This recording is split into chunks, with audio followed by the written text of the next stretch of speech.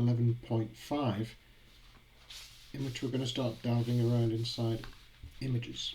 Because this is great, we can access the pixels on the canvas directly, but how do we fiddle with the pixels in an image? How would we go about implementing our own versions of the sorts of filters that we saw earlier? And how do we get effects that aren't easily obtained using the relatively crude tint operation, which works on every single pixel in an image? If we want to be able to do more sophisticated things with images, we need to be able to individually access every pixel in an image. So let's see how to do this, but in order to illustrate how it works, we'll essentially re-engineer from scratch the image method, which essentially draws an image to the canvas. So we'll read in an image file, look at the pixels individually one by one, and then send those pixels to the canvas pixel array.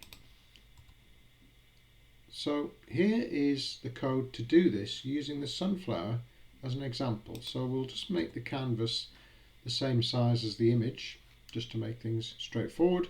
So we load in the sunflower into the image object. So now we've got our sunflower image embedded inside an image object. What we need to do now is essentially send that image object to the canvas. Now we could of course just dump the whole thing into the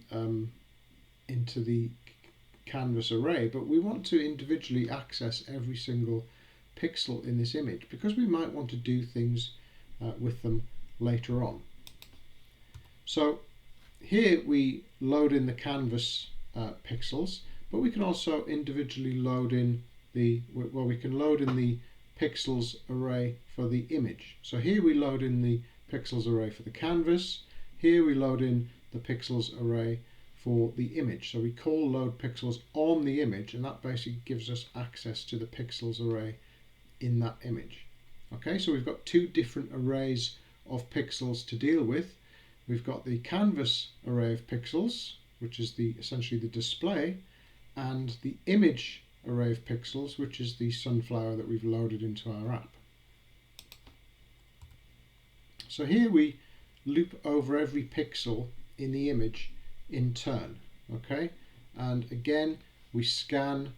The outer loop goes row by row, so according to the height of the image, so row by row by row by row, and then within that we go across each column. Okay, so we're basically scanning the image in this direction, slowly row by row, and then within each iteration of the row loop we're sort of going across the columns, and at every iteration of this loop we're calculating from the location in the image the linear position in both the image and the canvas array of that XY based on the formula that we've already discussed. And this is a sort of general form for scanning over an image. So this is a sort of template, if you like, for scanning over an image. It's exactly the same. You will use this 1, 2, 3, 4, 5 lines whenever you're scanning over an image, because it's the same basic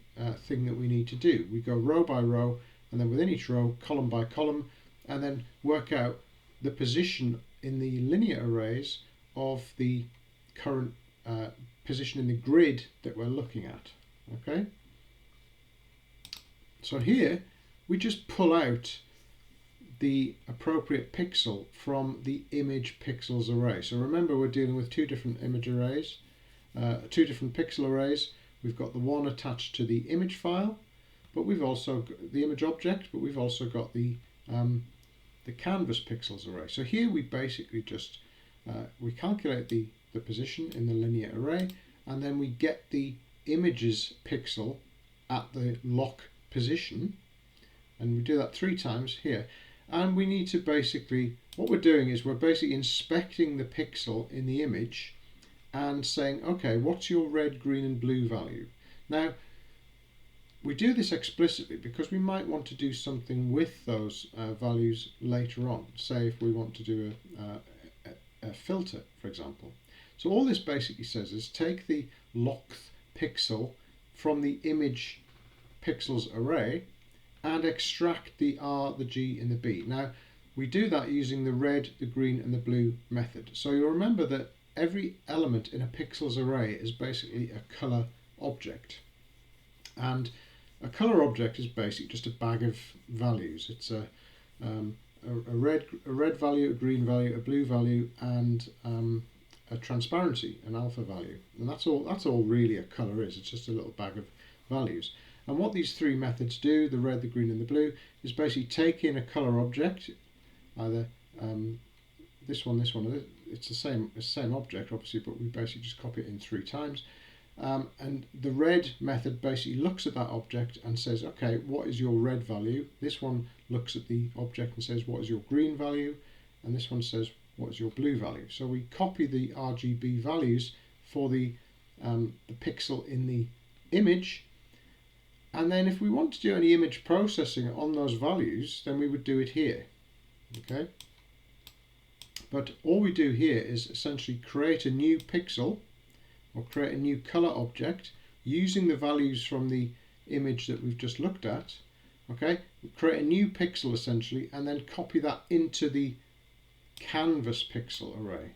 Alright, so all this is doing is basically in turn looking at every single pixel in the image, extracting its colors, creating a new pixel with those colors, okay, and then placing that pixel into the canvas pixel array. And then that's all that does, and that essentially copies the data from the image into the canvas array. And when we do the refresh, we simply display the new canvas. But I mentioned earlier, if we want to do some image processing on the image, this is the place to do it. So once we've extracted the values for each pixel, we might want to do something with them. So for example, if we wanted to dial down the red and green components in the image so that the image becomes much more blue, as we see here, then how might we achieve this? So what would we have to do to these values in order to dial down the R and G? Okay, so have a think, pause the movie and then come back.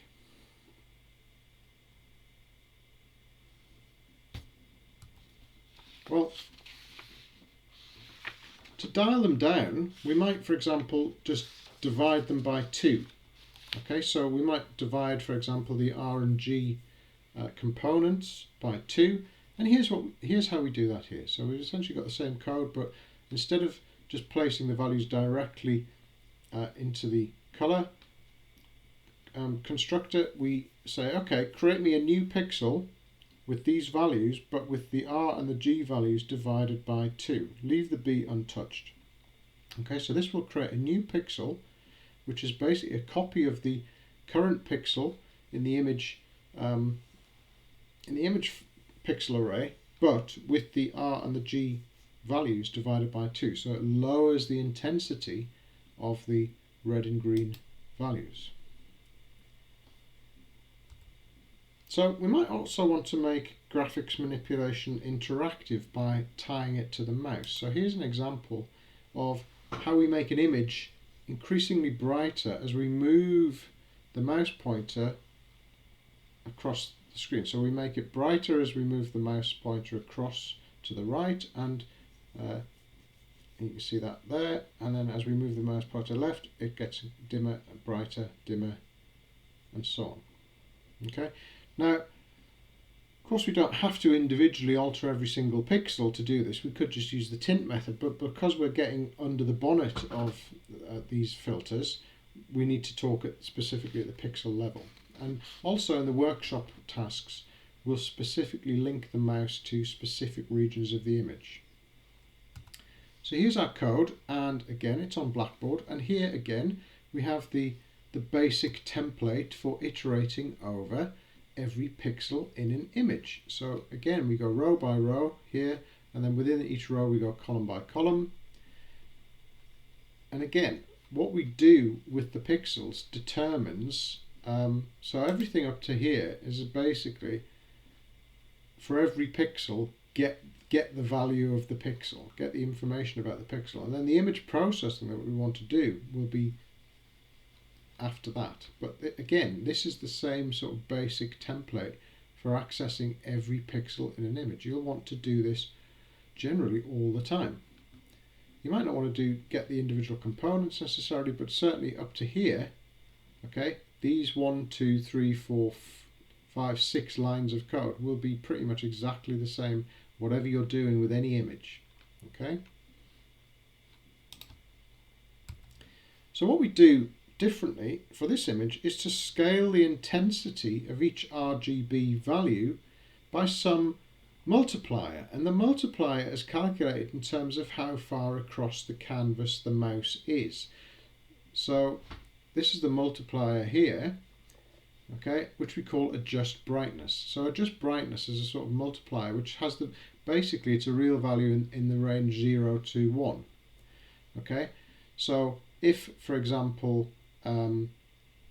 width is 100 and the mouse x is 50, then it's halfway across the screen, and the multiplier is mouse x divided by width, or 50 divided by 100, which is 0.5.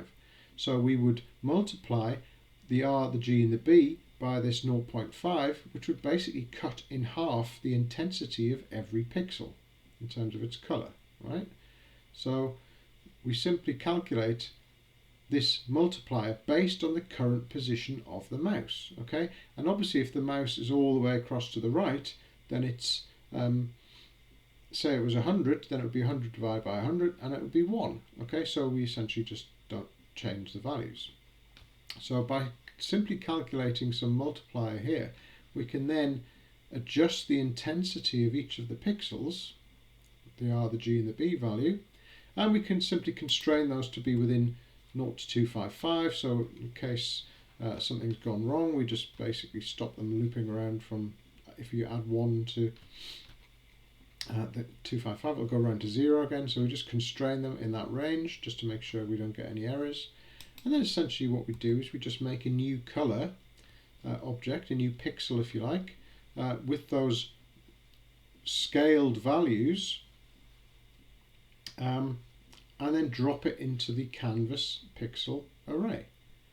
Okay, so we essentially at every iteration of the loop, every iteration of the draw loop, we look for every pixel in the image, calculate where the mouse is, calculate some multiplier according to the location of the mouse, adjust the brightness of each pixel, and then create a new pixel with those adjusted values, okay, and drop those into the canvas pixels array, and then just update pixels and refresh the canvas. So just to finish off, let's consider how we might construct a simple sort of artistic filter. And here we want to build a really simple version of the pointillized filter, which is modelled on the sort of impressionistic technique pioneered in the 1800s, where dots of colour are applied in patterns to represent shapes and textures. So in a way, it sort of anticipated screens made up of discrete little blobs of colour, if you like, or pixels. So many graphics packages have a pointillist filter that you can apply to images to give a sort of impressionistic, sort of Monet style version of an image. How might we achieve something like the same effect? Have a think. The algorithm is actually quite straightforward. Well, a really inefficient but very conceptually simple version of the algorithm is as follows. So we repeatedly pick a random pixel in the image and extract its colours. So we repeatedly randomly pick a pixel in the image and extract its colours, and then we draw on the canvas directly a blob or a circle at that pixel's location. And here's the sort of effect that we're looking at. So if we've got our sunflower graphic, okay, this is when the algorithm's just started out. So we're not directly drawing to the canvas now, we're simply extracting the individual pixels from the image, and we're sort of repeatedly randomly picking a pixel and saying, what's your colour? And then we draw on the canvas a circle. Okay, so it's essentially creating a blurry sort of impressionistic version of the so you can see how this is quite Monet-esque, and the longer this algorithm runs, okay, the better the approximation between the graphic and the actual final image. But hopefully you can see how this works. So we just repeatedly pick a pixel and then essentially expand the pixel into a blob, into a circle. Okay, and here's the code. So all we do is load in the image here, and then load in the canvas pixels and the image pixels, and then we essentially, in the draw method, all we do is repeatedly pick a random point, pick a random pixel. Okay, so a random value in the range X for width and Y for height. Again, we calculate the location in the linear array of the pixel that we've chosen. Okay, extract that pixel's color values, then essentially just draw, change the fill color to that pixel's color, and then draw a circle at that location, okay, of size pointillize. So pointillize just allows us to tune the resolution of the dots by changing the value. Now, this is a really super inefficient piece of code, but hopefully it illustrates the point that you can actually achieve relatively sophisticated results with not very much code at all. Okay, and that's it.